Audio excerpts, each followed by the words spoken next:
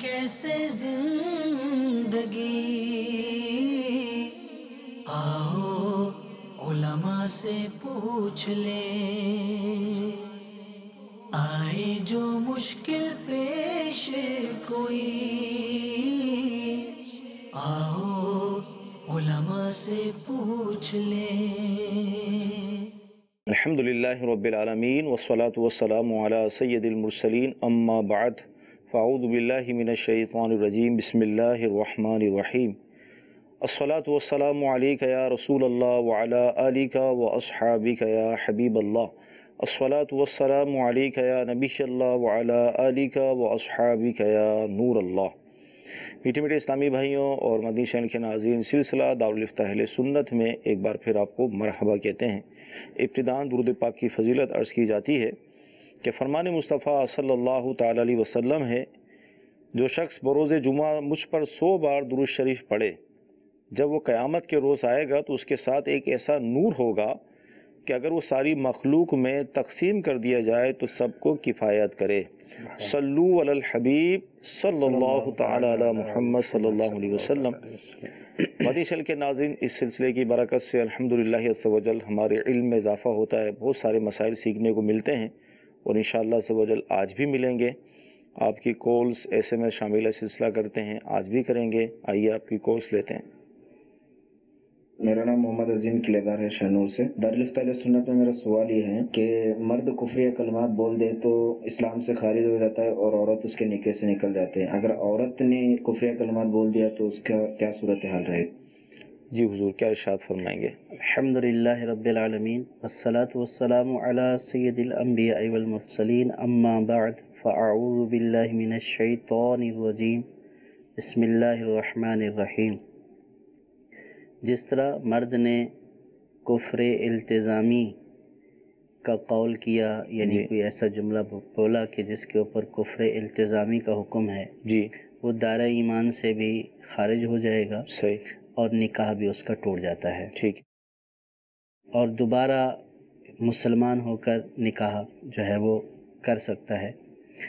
اسی طرح اگر عورت جو ہے کلمہ کفر ایسا بک دیتی ہے جو کفر التزامی والا ہے کہ جس سے جو ہے وہ بندہ دائرہ اسلام سے بالکل خارج ہو جاتا ہے، صحیح، تو عورت کے سلسلے میں حکم مرد سے تھوڑا مختلف ہے۔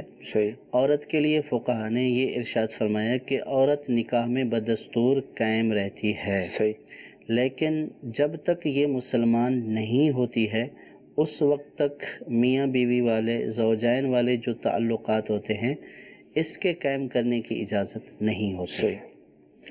اچھا مفتی صاحب، یہ ارشاد فرمائے، جیسے آج کل ہم جس طرح کا ماحول ہم دیکھتے ہیں کہ لوگ کلمات کفر کے حوالے سے اتنا سنجیدہ، مطلب ایک طبقہ نظر نہیں آتا، ہنسی مذاق میں فرشتوں کا مذاق اڑانا، جہنم کا مذاق اڑانا، اور اس طرح کی چیزیں بھی ہمارے معاشرے میں ہوتی رہتی ہیں۔ اب شادی شدہ جو افراد ہیں ان کو کیا احتیاط کرنی چاہیے، اور عام مسلمان کو؟ یہ اگرچہ فرق تو واضح ہی ہے، لیکن مزید آپ کیا فرمائیں گے اس حوالے سے؟ ہر مسلمان کے اوپر لازم ہے، چاہے وہ شادی شدہ ہو یا وہ غیر شادی شدہ ہو۔ دیکھیے، ایسے کلمات کے جو انسان کو حالت اسلام سے نکال کر حالت ارتداد میں داخل کر دیتے ہیں، صحیح، اس کا صرف نقصان یہ نہیں ہے کہ شادی ختم ہو گئی، بلکہ اس کا تو سب سے بڑا نقصان یہ ہے کہ انسان کا جو قیمتی سرمایہ ایمان وہ اس سے ختم ہو گیا۔ صحیح، یعنی اگر اس نے ایسا جو ہے وہ کفر قطعی منہ سے نکال دیا ہے تو اب اس کا تو ایمان ہی چلا گیا، دائرہ اسلام سے ہی خارج ہو گیا۔ تو انسان کا دنیا میں سب سے قیمتی سرمایہ اور اللہ تبارک و تعالیٰ کی سب سے بڑی نعمت تو ایمان کی دولت اور ایمان کا سرمایہ ہے، کہ جب ایمان ہی انسان کے پاس نہیں ہے تو پھر اس کے پاس کیا رہا؟ کچھ بھی نہیں۔ تو اس لیے چاہے وہ شادی شدہ ہو چاہے وہ غیر شادی شدہ ہو، اس کو اس بات کا لحاظ رکھنا ضروری ہے کہ وہ اپنے زبان سے، اپنے قول سے، اپنے فعل سے کسی بھی ایسے جو ہے وہ بات نہ بولے، کوئی ایسا فعل نہ کرے کہ جو بات یا جو فعل اس کو دائرہ اسلام سے خارج کر دے، یا پھر یہ کہ وہ دائرہ اسلام سے خارج ہونے کے قریب ہو جائے، کوئی ایسی بات نہ کہے۔ اور بالخصوص جیسے کہ مذاق میں جو ہے وہ فرشتوں کے بارے میں اور اللہ تبارک و تعالیٰ کے کلام کے بارے میں، نماز کے بارے میں، فرائض واجبات، ان چیزوں کا جو مذاق اڑانا ہوتا ہے، تو یہ بعض صورتوں میں جو ہے وہ دینی مسائل کا مذاق اڑانا جو ہوتا ہے، یہ انسان کو دائرہ اسلام سے خارج کر دیتا ہے۔ تو انسان کو اپنے ایمان کی فکر ہونی چاہیے، اور ایمان کی فکر میں یہ بات بھی داخل ہے کہ کوئی ایسا کام نہ کرے کہ جس سے اس کے ایمان کا خطرہ ہو جائے۔ صحیح۔ آپ اس کو ایک عام مثال سے دیکھ لیجئے کہ ایک جان ہے ہماری، ایمان کے مقابلے میں جان کچھ بھی نہیں ہے۔ صحیح ہے۔ اب ہم اپنے جان کو نقصان سے کس طرح بچاتے ہیں اور اپنے بچوں کو کس طرح بچاتے ہیں؟ صحیح۔ اگر کہیں پہ بجلی کا بورڈ ہے تو بچوں کو ہماری یہ انسٹرکشن ہوتی ہے کہ اس کے قریب نہیں جانا، ہاتھ نہیں لگانا، اگر اس کو ہاتھ لگاؤ گے تو پھر جان سے چلے جاؤ گے۔ صحیح۔ تو کچھ ایریاز جو ہیں وہ ایسے ہیں کہ جن کو ہم بھی سمجھتے ہیں کہ اگر ان ایریاز میں ہم داخل ہوں گے تو ہماری جان چلی جائے گی۔ تو اسی طرح آپ یوں سمجھ لیجئے کہ کچھ باتیں یا کچھ فعل ایسے ہیں کہ ان کے کرنے سے جان تو نہیں جائے گی، ایمان چلا جائے گا۔ تو جب ہم جان بچانے کی کوشش کے لیے ان ایریاز میں داخل نہیں ہوتے، گویا کہ وہ ہمارے لیے ریڈ زون ہوتے ہیں، ہمارے لیے خطرہ ہوتے ہیں، اپنے آپ کو بچاتے ہیں، اپنے گھر والوں کو بچاتے ہیں۔ تو اسی طرح ایمان کے لیے بھی ہمیں اپنے آپ کو بھی ان ایریاز میں داخل نہیں کرنا چاہیے، اپنے آپ کو بھی، اپنے گھر والوں کو بھی، بچوں کو بھی، خود بھی سیکھیں، تعلیم حاصل کریں اور دوسروں کو بھی دیں، اپنے گھر والوں کو بتائیں۔ الحمدللہ اس کے لیے اپنے ایمان کی سلامتی اور اس طرح کے کلمات سے بچنے کے لیے امیر اہل سنت کی جو کتاب ہے کفریہ کلمات سے متعلق، تو وہ کتاب مکتبۃ المدینہ سے جو ہے وہ آسانی سے حاصل کی جا سکتی ہے۔ اس کا مطالعہ کریں تو انشاءاللہ بہت ساری ایسی باتیں کہ جو ہمارے وہم و گمان میں بھی نہیں ہوں گی کہ یہ باتیں دائرہ اسلام سے ہمیں خارج کر دیتی ہیں، ان کا ہمیں پتہ چلے گا اور پھر ان سے بچنے کا ذہن بنے گا۔ ماشاءاللہ عز و جل، بہت پیارا ہمیں جواب ملا، مزید معلومات بھی حاصل ہوئی، اور اس حوالے سے یہ بھی ذہن دیا گیا کہ ہمیں اپنی جان سے بڑھ کر اپنے ایمان کی حفاظت کی فکر کرنی چاہیے، کیونکہ مرنا تو ہے لیکن اپنے ساتھ اگر ایمان لے کر جائیں گے تو انشاءاللہ عز و جل بخشش کی صورتیں ہیں، اور اگر ایمان ہی نہیں رہا، ایمان ہی ضائع ہو گیا تو پھر بخشش کی کوئی صورت نہیں ہوگی۔ اللہ تعالی ہم سب کے ایمان کی حفاظت فرمائے۔ کتاب کی طرف بھی ہم نے رہنمائی کر دی کہ بہت پیاری کتاب موجود ہے، اس کا مطالعہ کیجئے، مزید انشاءاللہ آپ کو معلومات حاصل ہوگی۔ جی اگلی کال لیں گے۔ مفتی صاحب سے میرا یہ سوال ہے کہ خطبہ جمعہ کی شرعی حیثیت کیا ہے؟ ماشاءاللہ مفتی نوید صاحب ہمارے ساتھ تشریف فرمائے ہیں، زمزم نگر حیدرآباد میں آپ ہوتے ہیں۔ جی نوید بھائی کیا ارشاد فرمائیں گے، خطبہ جمعہ کی حیثیت کیا ہے؟ الحمدللہ رب العالمین والصلاة والسلام علی سید المرسلین، اما بعد فاعوذ باللہ من الشیطان الرجیم، بسم اللہ الرحمن الرحیم۔ خطبہ جمعہ کے لیے شرط ہے اور جمعہ کی ادائیگی کے لیے ضروری ہے، اس کے بغیر جمعہ نہیں ہوتا۔ اور سننے کے اعتبار سے یہ ہے کہ خطبہ جو بھی ہو، چاہے وہ جمعہ کا ہو، چاہے وہ عیدین کا ہو، چاہے وہ نکاح کا خطبہ ہو، تو اس کا سننا فرض ہے۔ ہر ایک جو بھی موجود ہے اس سننے موجود آدمی پر ان خطبات کا سننا فرض ہے۔ ٹھیک، جی اگلی کال لیں گے۔ میرا یہ سوال ہے کہ آج کل کا جو برائلر مرغی ہے وہ کھانا حلال ہے یا حرام؟ جی نوید بھائی کیا ارشاد فرمائیں گے، کافی اس حوالے سے باتیں گشت کر رہی ہیں اس مرغی کے حوالے سے۔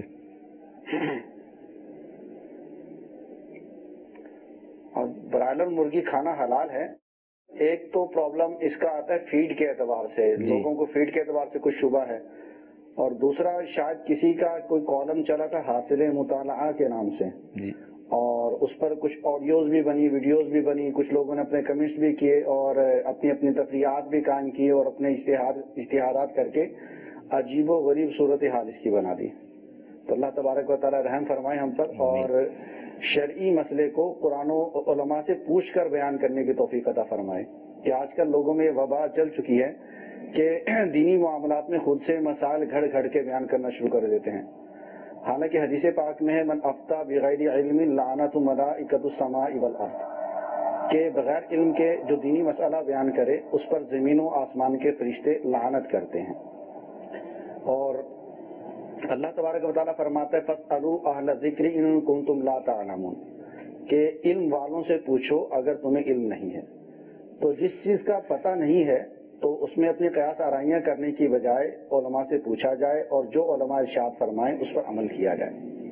جی ہاں، تو سب سے پہلا معاملہ تو ہے اس کے برائلر کی فیڈ کا، کہ بعض لوگ یہ سمجھتے ہیں کہ فیڈ کی وجہ سے شاید یہ برائلر مرغی حرام ہو جاتی ہے. تو واقعتاً فیڈ میں تو ایک پرابلم ہے کہ ابتدائی طور پر جو برائلر کو فیڈ دی جاتی ہے تو وہ جانوروں کے خون سے تیار کی جاتی ہے.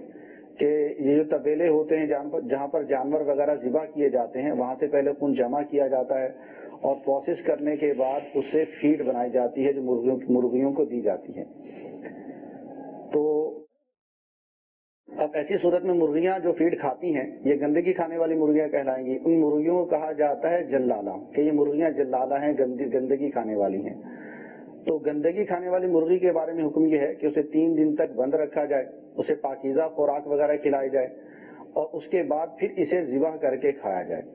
اگر اس سے پہلے اگر اس مرغی کو کھا لیا گیا تو یہ کراہت تنزیہی ہے، حرام نہیں ہے، سوائے اس کے کہ گندگی کھانے کی وجہ سے اس کے گوشت میں بو آ جائے. کہ مرغی نے گندگی کھائی، اور جلالہ مرغی بھی ہوتی ہے، گائے بھی جلالہ ہوتی ہے کہ گائے بھی گندگیاں کھاتی ہیں، بعض بکرے پیشاب وغیرہ پیتے ہیں وہ بھی جلالہ ہوتے ہیں.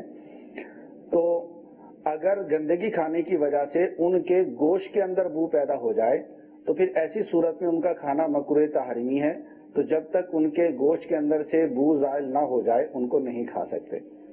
تو یہ تو ایک سادہ سا مسئلہ ہے. لیکن اگر ہم برائلر مرغی پر غور کریں اس کے پروسیس کے اوپر تو وہ 3 دن والا پروسیس بھی پورا ہو جاتا ہے، کیونکہ جو خون سے فیڈ بنتی ہے یہ پروسیس کے ذریعے بنتی ہے، یہ بہت مہنگی ہوتی ہے. یہ ابتدائی طور پر مرغیوں کو دی جاتی ہے تیزی سے بڑھنے کے لیے، تیزی سے گرو کرنے کے لیے. تو یہ تیزی کے ساتھ بڑھتی ہیں. جب ایک مخصوص سائز ان کا ہو جاتا ہے، جتنا سائز ان کا چاہیے ہوتا ہے، اس کے بعد وہ فیڈ ان کو نہیں دی جاتی کیونکہ وہ بہت زیادہ کاسٹلی ہوتی ہے. اس کے بعد پھر ان کو جو دی جاتی فیڈ وہ گندم ہوتی ہے، پیسی ہوئی کوٹی ہوئی گندم جس کو دلیا کہا جاتا ہے، دلیا ہوتا ہے، چاول کا چورا ہوتا ہے. اس طرح کی چیزیں بطور فیڈ دی جاتی ہیں اور مارکیٹ میں سیل کے لیے تیار ہو جاتی ہیں. تو مطلب یہ ہے کہ مارکیٹ میں جب سیل کے لیے تیار ہوتی ہیں تو اس وقت ان کو دلیا یا چاول کا چورا وغیرہ دیا جا رہا ہوتا ہے، وہ خون والی مہنگی فیڈ نہیں دی جا رہی ہوتی. اب چند دن تو یہ اس کے بعد یہ خود اپنے فارم کے اندر رکی رہتی ہے. اس کے بعد پھر یہ مارکیٹ پہنچتی ہے، مارکیٹ پہنچنے کے بعد یہ قصائی کے پاس رہتی ہے 1 دن 2 دن، اس کے بعد پھر یہ ذبح ہوتی ہے. تو عمومی طور پر اس کو 3 دن سے زیادہ دن گزر جاتے ہیں. اور وہ دن اس کو جو گزرتے ہیں وہ دلیا کھاتے ہوئے یا چاول کا چورا کھاتے ہوئے گزرتے ہیں. پھر اگر یہ دن نہ بھی گزرے تو اس میں زیادہ سے زیادہ کراہت تنزیہی کا حکم ہوگا، اس کو حرام قرار نہیں دیا جا سکتا. مزید میں اصل میں یہ عرض کرنا چاہ رہا تھا کہ اس میں کوئی ایک کسی نے حاصل مطالعہ کے نام سے کچھ ایک کالم لکھ دیا اور عجیب و غریب اس نے باتیں لکھ دی، لوگوں کے ذہن اس نے پریشان کر دیے. پھر اس پہ ویڈیوز بھی بن گئی، آڈیوز بھی بن گئی، نیٹ پہ بھی پھیل گئی، سوشل میڈیا پہ بھی پھیل گئی. لوگوں نے اپنے ہی معاملات گھڑ لیے کہ عراق کے اندر ایک جگہ پر بمباری ہوئی، وہاں پر ایک کتاب نکلی وہ کسی بزرگ کی لکھی ہوئی تھی، اس میں غیب کی باتیں تھی. اس میں یہ لکھا ہوا تھا کہ مشرق کی طرف ایک ملک ہوگا جس کے لوگ خنزیر نما خوراک کھاتے ہوں گے، اس خنزیر نما خوراک کھانے کی وجہ سے ان پہ آفات آتی ہوں گی، بلیات آتی ہوں گی، ان کی دعائیں قبول نہیں ہوں گی، اور وہ اس سے مراد پاکستان ہے. تو اب سب سے پہلی بات تو یہ ہے کہ پاکستان میں برائلر سب سے زیادہ کھایا نہیں جاتا، سب سے زیادہ بڑے کا گوشت کھایا جاتا ہے. برائلر دوسرے نمبر پہ ہے، تیسرے نمبر پہ چھوٹے کا گوشت ہے. اور پھر جتنا برائلر پاکستان میں کھایا جاتا ہے اس سے کہیں زیادہ جو برائلر ہے وہ یورپ میں کھایا جاتا ہے، امریکہ میں کھایا جاتا ہے. یوں ہی عرب ممالک کے اندر بھی کثرت کے ساتھ برائلر کھایا جاتا ہے. تو اس میں بیچارے پاکستان اکیلے کا کیا قصور. پھر اس کے بعد یہ ہے کہ اس میں خنزیر کا فارمولہ، تو خنزیر کا کوئی فارمولہ برائلر میں ابھی تک نہ پڑھنے میں آیا، نہ دیکھنے میں آیا، نہ سننے میں آیا. نہ ہی کسی سائنسدان نے ذکر کیا کہ برائلر کے اندر خنزیر کا فارمولہ ہے، سوائے یہ کہ آسٹریلین گائے ہے اس کے بارے میں کہا جاتا ہے کہ یہ خنزیر کے ساتھ کراس بریڈ ہو کر پیدا کی گئی ہے نا، اس میں خنزیر کا بیج رکھا گیا ہے، کراس بریڈ کیا گیا ہے، اس سے یہ بنی ہے. تو اس کے بارے میں بھی علماء نے متفقہ طور پر فتویٰ دیا ہے کہ اصل ماں کا اعتبار ہوتا ہے، اس کی شکل و شباہت گائے والی ہے، یہ گائے کی صورت میں ہے تو اس کا کھانا حلال ہے. چے جائے کے برائلر کے بارے میں تو کسی سائنسدان نے بھی نہیں کہا کہ یہ خنزیر سے کراس کر کے بنائی گئی ہے. اور پھر یہ ہے کہ اس سے یورپ کو ملٹی بلین ڈالر کا فائدہ ہوتا ہے. تو اب یہ ہے کہ برائلر پاکستان میں دیکھا جائے تو پاکستان میں اس کے فارمز ہیں, فیڈ بھی پاکستان میں بنتی ہے اور پیدا بھی پاکستان میں ہوتی ہے اور یہ بکتی بھی پاکستان میں ہے, ساری چیزیں پاکستان میں ہوتی ہیں. تو اب یورپ کو کیسے فائدہ ہوگا؟ تو وہ ایک عجیب و غریب افواہانہ انداز میں پھیلائی ہوئی ہے لوگوں کا ذہن منتشر کرنے کے لیے. تو اللہ تبارک و تعالیٰ ایسے فتنوں سے میں بچنے کی توفیق عطا فرمائے. آمین. ماشاءاللہ, مزید آپ کے اس جواب سے ہمیں معلومات حاصل ہوئی. جی اگلی کال لیں گے. کرنے والے وہ کہتے ہیں کہ 2.5 سپارے سنانا ضروری ہے, تو یہ سنانا ضروری ہے یا نہیں؟ مزید تو وہ ہماری رہنمائی فرمائیں. جی کیا فرمائیں گے؟ 2.5 سپارے کچھ نہیں, ایسا تو کوئی شرعی حکم تو نہیں ہے کہ مرنے والے کو 2.5 سپارے سنائے جائیں. ہاں البتہ یہ ضرور ہے کہ بعض صحابہ کی اور اولیاء کی یہ وصیت اپنے گھر والوں کو رہی ہے کہ جب ہمیں قبر میں اتارا جائے, اگر یہ قبر کی بات فرما رہے ہیں تو قبر میں اتارا جائے تو اتنی دیر جو ہے وہ قرآن پاک کی تلاوت ہماری قبر پر جاری رکھی جائے کہ جتنی دیر میں اونٹ کو ذبح کر کے اس کا گوشت تقسیم کیا جاتا ہے. تو اس کی وجہ جو تھی وہ یہی تھی کہ اللہ کی رحمتوں کا نزول ہو, اور قبر میں جب انسان جاتا ہے تو یہ اس کا ایک نیا گھر ہوتا ہے اور بالکل اندھیری قبر. تو اس میں یہ جو قرآن پاک کی تلاوت ہے, ذکر و اذکار ہیں, یہ قبر میں جو ہے وہ انسیت کا, جو قبر کی وحشت ہے اس میں یہ انسیت کا سبب بنتے ہیں. تو جہاں قرآن پاک کا ذکر ہوتا ہے وہاں پہ اللہ کی رحمتوں کا نزول بھی ہوتا ہے. تو اس اعتبار سے بعض بزرگوں کی وصیتوں سے یہ ملتا ہے کہ ہمیں دفنانے کے بعد جو ہے وہ ہماری قبر پر تلاوت کی جائے. تو اس حد تک تو درست ہے, لیکن سنانا ضروری ہے 2.5 پارے, یہ کوئی ایسی بات نہیں ہے اور نہ ہی اس کا کوئی شرعی حکم ہے. اور وہ جو قرآن پاک پڑھنے والی بات ہے یہ بھی شرعاً کوئی فرض واجب سنت نہیں ہے, بلکہ ایک اچھا عمل ہے اور اس عمل سے میت کو فائدہ ہے, تو اس کے کرنے میں شرعاً کوئی حرج نہیں ہے, بلکہ اس کو یہی بولیں گے کہ یہ اچھا عمل ہے, اس کو کرنا چاہیے. اگر تو یہ مراد تھی کہ قبر میں جو اتر جاتا ہے مردہ اس کو سنایا جائے, اور اگر یہ مراد ہو کہ جب انسان کا انتقال ہو جاتا ہے قبر میں اترنے سے پہلے اس کو پڑھ کر سنایا جائے تو یہ بھی ضروری نہیں ہے. ٹھیک. سب ایصال ثواب کی صورتیں ہیں, فرض واجب. جی, ایصال ثواب کے لیے آپ جتنا بھی آپ پورا قرآن پاک ختم کروائیں اور میت کو ایصال ثواب کریں تو اب اس کے لیے فائدہ ہی فائدہ ہے. ٹھیک. جی اگلی کال. ہم نے گھر جو ہے نا گروی میں لیا ہوا ہے, کیا ہم اس کو کرایہ دیں کچھ یا یہ ناجائز ہے؟ گھر گروی میں, اب ظاہر اس میں رہتے بھی ہوں گے یہ اس طرح کی گھر تو گروی رکھنے کا مطلب یہ ہے کہ کسی سے پیسے لیے ہیں اور گھر گروی میں دے دیا, تو پیسے لے کر یا کوئی چیز لے کر یوں گھر گروی رکھ دینا تو جائز ہے. لیکن اس سے اگلی بات یہ ہے کہ جس کے پاس گھر گروی رکھوایا ہے اس کا اس سے نفع حاصل کرنا, تو اس کا اس سے نفع حاصل کرنا جائز نہیں ہے. تو عام طور پر لوگوں میں یہ وبا پھیلی ہوئی ہے کہ کسی سے پیسے لے لیے, گھر گروی دے دیا, اور پھر جس کو گھر گروی دے دیا جاتا ہے تو وہ اس کو آگے کرائے پر دے دیتا ہے اور اس سے نفع حاصل کر لیتا ہے. تو یہ شرعاً ناجائز اور گناہ والی بات ہے, اس کی اجازت نہیں ہے. ٹھیک ہے. اچھا حضور, جمعہ ہے اور ایک تعداد ہے غسل کرتے ہیں, جمعہ کا اہتمام کرتے ہیں, تو اگر اس کے ساتھ وہ وضو کر لیں غسل کے ساتھ, یا وضو نہ کریں لیکن غسل ہی کریں جو کرتے ہیں, تو اس سے پھر جمعہ پڑھ سکتے ہیں؟ جمعہ نماز کے لیے طہارت شرط ہے. ٹھیک ہے. اور غسل جو ہے وہ اگر صحیح طریقے سے کر لیا گیا, یعنی یوں کہ غسل کیا تو اعضائے وضو بھی دھل گئے, صحیح, تو پھر الگ سے وضو کرنے کی ضرورت نہیں ہے. ٹھیک ہے. وضو غسل کے تحت آٹومیٹک ہو گیا. ٹھیک ہے. تو اس صورت میں دوبارہ وضو کرنے کی ضرورت نہیں ہے, اس غسل سے جمعہ ادا کیا جا سکتا ہے. ٹھیک. جی اگلی کال لیں گے. جی میرا سوال ہے آپ سے, 3 بہنوں کی شادی ہے, گھر میں 3 بھائیوں کے ساتھ ہو سکتی ہے؟ جی عبید بھائی کیا ارشاد فرمائیں گے؟ 3 بہنیں 3 بھائی شادی کے حوالے سے. پنجاب کے اکثر علاقوں میں 3 شادیاں اکٹھی کرنا یہ منحوس سمجھا جاتا ہے. ٹھیک ہے. تو وہ منحوس سمجھنے کی وجہ سے 3 لڑکیوں کی اکٹھی شادی نہیں کرتے. تو اسلام میں کسی بھی چیز کو منحوس جاننا اور بلا وجہ شرعی منحوس قرار دینا یہ بھی حرام و گناہ ہے. اور حدیث پاک میں ہے کہ لا طیرہ ولا عدوہ ولا سفرہ ولا حامہ، کہ کوئی چیز منحوس نہیں ہے، کوئی بیماری اڑ کر نہیں لگتی، اور الو کی آواز کچھ نہیں ہے، اور سفر بھی کچھ نہیں ہے. تو 3 لڑکیوں کی اکٹھی شادی کروانا شریعت میں کچھ منحوس نہیں ہے. 3 لڑکیوں کی اکٹھی شادی کی جا سکتی ہے، اس میں کوئی حرج نہیں ہے. ٹھیک ہے جی. اگلی کال. جہیز پر زکوٰۃ ہے یا نہیں؟ تو اگر جہیز میں سونا بھی شامل ہوتا ہے تو اس کے بارے میں کیا حکم ہے؟ جی نوید بھائی، جہیز میں جو ملتا ہے اس میں زکوٰۃ ہوگی. دوسرا یہ کہ ظاہر سونا بھی آتا ہے، تو زکوٰۃ کی کیا صورت بنے گی؟ اصل میں سب سے پہلی بات تو ہے کہ زکوٰۃ مخصوص اموال پر ہوتی ہے، ہر چیز پر زکوٰۃ نہیں ہوتی. مخصوص اموال میں جن میں بنیادی طور پر سونا چاندی، روپیہ پیسہ، مال تجارت اور سائمہ جانور یعنی چرائی کے جانور یہ آتے ہیں. ان کے علاوہ جو مال ہے، جو سامان وغیرہ ہے، وہ کتنا ہی کیوں نہ ہو زکوٰۃ فرض نہیں ہوتی. اب جہیز میں اکثر جو سامان ہوتا ہے وہ فرنیچر ہے، برتن ہے، آلات ہیں، دیگر چیزیں ہیں، یہ ہوتی ہیں. تو یہ اگرچہ لاکھوں روپے کے بھی ہوں تو ان پر زکوٰۃ فرض نہیں ہوتی.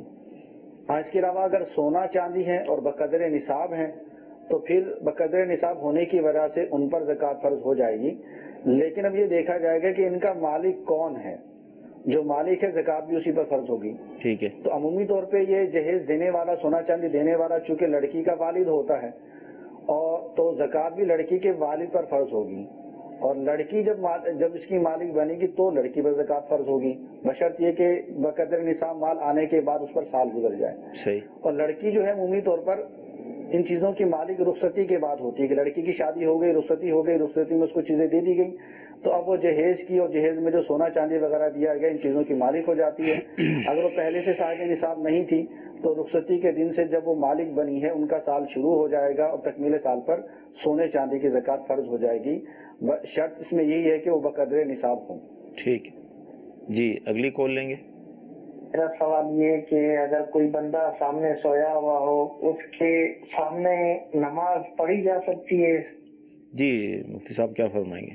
کوئی سو رہا ہے، ہم سامنے نماز شروع کر دیں؟ اگر کوئی سامنے کوئی شخص سو رہا ہے تو اب اس میں یہ ہے کہ اگر اس کا منہ دوسری طرف ہے، ٹھیک ہے، یعنی نمازی کی طرف اس کی پیٹھ ہے، صحیح، تو نماز پڑھنے میں کوئی حرج نہیں ہے. صحیح. لیکن ایسے سوتے ہوئے شخص کے پیچھے بہتر یہ ہے کہ نماز نہ پڑھی جائے. ٹھیک. اس کی 2 وجوہات ہیں.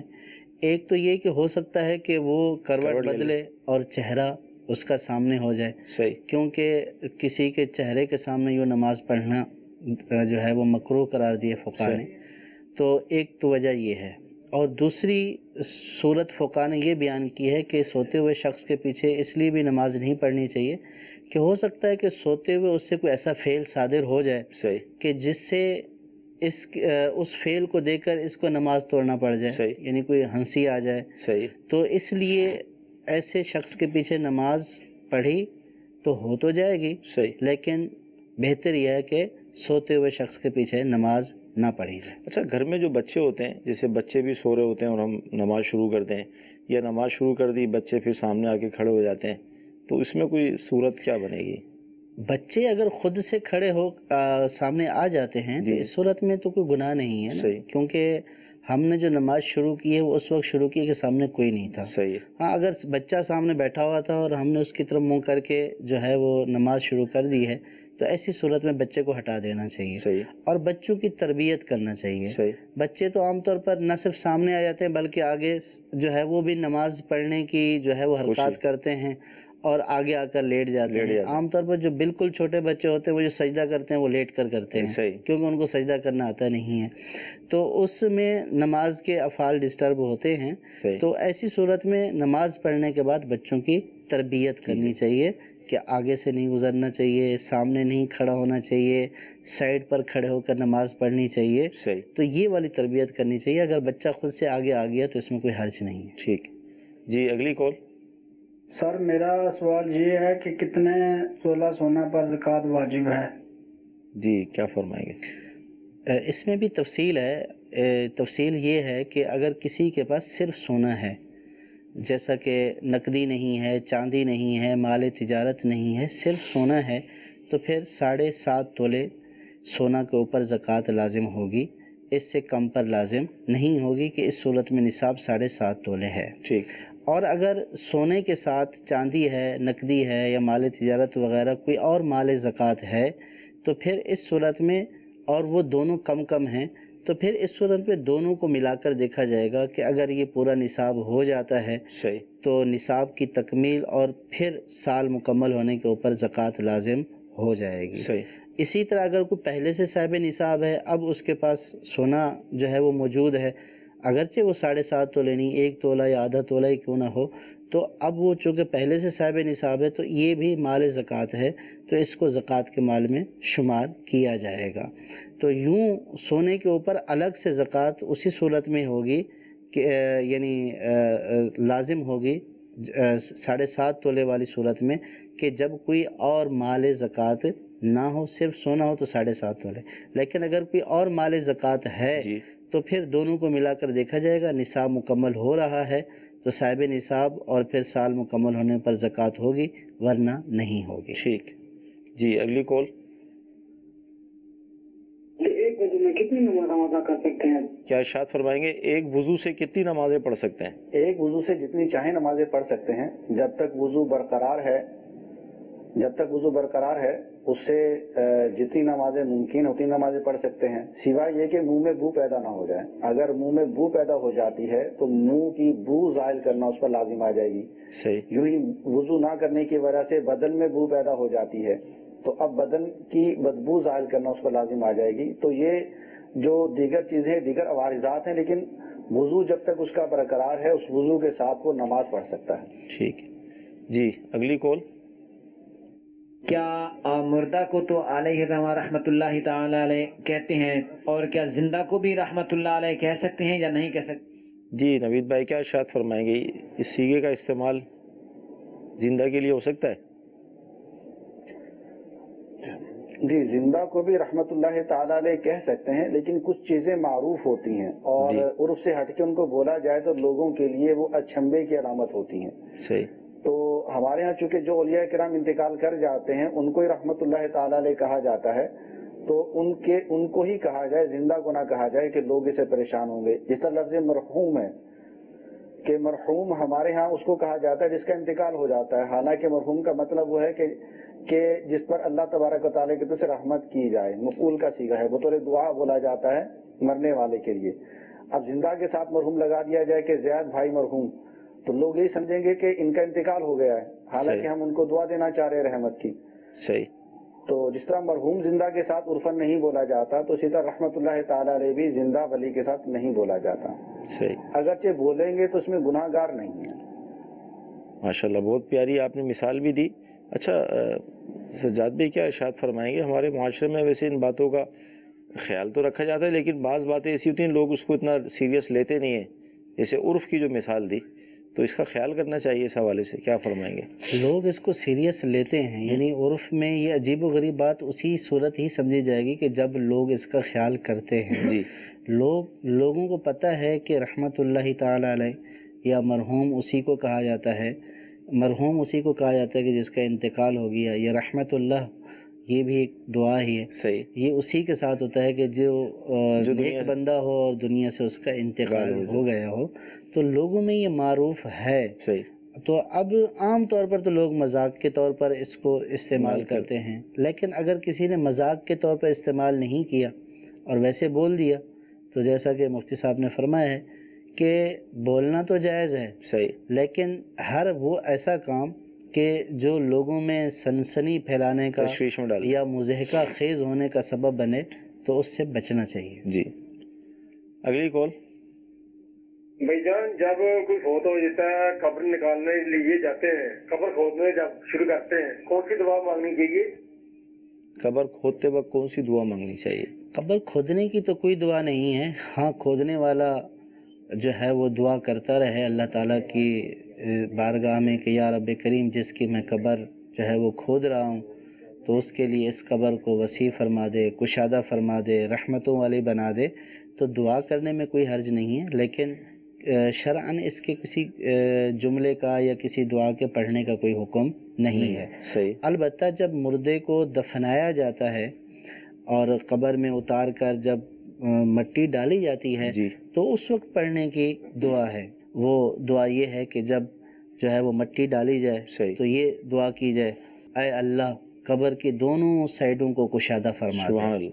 اور پھر جب دوسری دفعہ ڈالیں مٹی تو اس وقت یہ دعا کریں کہ اے اللہ اس کی روح کے لیے آسمان کے دروازے کھول دیں. سبحان اللہ. اور جب تیسری دفعہ مٹی ڈالیں تو یہ دعا کریں کہ اے اللہ اس کا حور عین کے ساتھ اس کا نکاح فرما دے، حوروں کے ساتھ اس کا نکاح فرما دے. تو یہ بہت اچھی دعائیں ہیں کہ قبر کی کشادگی کی بھی دعا ہو گئی، اس کی روح کی آسانی کے لیے بھی دعا ہو گئی، اور حوروں کے ساتھ جنت میں اس کے نکاح جو ہے وہ کرنے کی بھی دعا ہو گئی. تو جو بھی دعا آتی ہے اگر جو ہے وہ عربی میں نہیں آتی تو اردو میں بھی کہہ سکتے ہیں، لیکن بہتر یہ ہے کہ ان الفاظ کو یاد کر لیا جائے. تو وہ مٹی ڈالتے وقت یہ دعا جو ہے وہ پڑھی. ایسے اگر دیکھا جائے تو سوشل میڈیا، موبائل، نیٹ، ان چیزوں نے ہمیں ان دعاؤں سے تو بہت دور کر دیا ہے. قبرستان کے اندر اب موبائل ہی مطلب دیکھا جاتا ہے کہ لوگ دیکھ رہے ہوتے ہیں اور کسی مولانا کو تلاش کرتے ہیں کہ وہ آ جائے، وہی فاتحہ پڑھ دے. یہ دعائیں جو آپ بتا رہے ہیں یعنی اب بہت کم ہوتا جا رہا ہے معاملہ. یہ تو دیکھیں ہر معاملے میں کمی ہی آ رہی ہے. یہ جو میت کا دفنانے کا معاملہ ہے یا کوئی سا بھی ایک بڑا معاملہ، شادی کا معاملہ دیکھ لیں کہ شادی سنت کے مطابق ہونی چاہیے اور سنتوں والے کام ہونے چاہیے. تو وہاں پہ بھی آگے آگے وہی ہوتے ہیں کہ جن کو گناہوں کا علم ہوتا ہے، سنتوں کا کوئی علم نہیں ہوتا. بس جو مولانا صاحب آتے ہیں ان کا نکاح پڑھانے کی حد تک ہوتا ہے، اور اس کے بعد پھر خود ہی برادری کے وہ لوگ آگے ہو جاتے ہیں کہ جن کو کچھ بھی نہیں پتہ ہوتا. اور یہی حال کچھ ہمارا جو ہے وہ موت اور میت میں بھی ہو چکا ہے کہ جنازہ اٹھانے میں، لے جانے میں، اہتمام کرنے میں وہی گلی محلے کے ہمارے لڑکے ہوتے ہیں جو اس کے دوست ہوتے ہیں، وہی ہٹو بچوں اور سارا شور شرابہ کر رہے ہوتے ہیں، قبروں کو لتاڑتے ہوئے جا رہے ہوتے ہیں.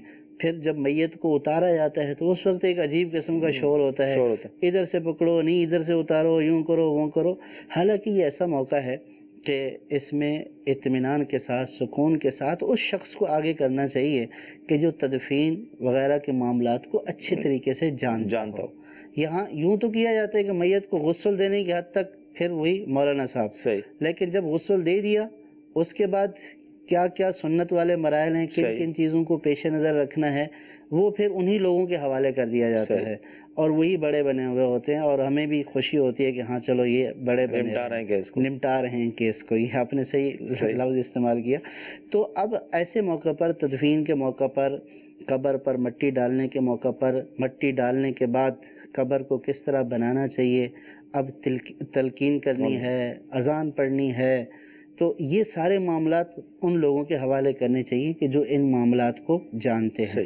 لیکن ان معاملات کی ہمیں کوئی فکر نہیں ہوتی. زیادہ سے زیادہ فکر یہ ہوتی ہے کہ مٹی ڈالنے کے بعد، قبر سیدھی کرنے کے بعد دعا کرنی ہے نا، اور وہ دعا پھر مولانا صاحب کی ضرورت پڑ جاتی ہے تو اس کے لیے کسی داڑھی والے کو پکڑ لیتے ہیں، بھئی آپ دعا کرا دیں. حالانکہ اس سے پہلے کتنے امور ایسے ہیں کہ جن کو شریعت اور سنت کے مطابق کرنا تھا لیکن وہ مس کر دیے. بس جس کو ہم نے اپنے طور پر مولانا صاحب کی ذمہ داری سمجھی وہ اس کے حوالے کر دیا. واقعی مدنی چینل کے ناظرین، بہت حالت جو ہے ابتر ہوتی جا رہی ہے. اللہ تعالیٰ کی رحمت سے دعوت اسلامی کا مدنی ماحول اس پرفتن دور میں ہمیں نصیب ہو گیا. اس کو ہم پکڑ لیں، دعوت اسلامی سے وابستہ ہو جائیں. الحمدللہ یہ بہت اچھے دوست ہوتے ہیں. جب قبر کا معاملہ آتا ہے تو غسل سے لے کر دفنانے تک، پھر اس کے بعد تلقین، اذان، بہت ساری چیزیں. صلو علی الحبیب صلی اللہ تعالی علی محمد. گزارے کیسے زندگی، آؤ علماء سے پوچھ لیں. آئے جو مشکل پیش کوئی،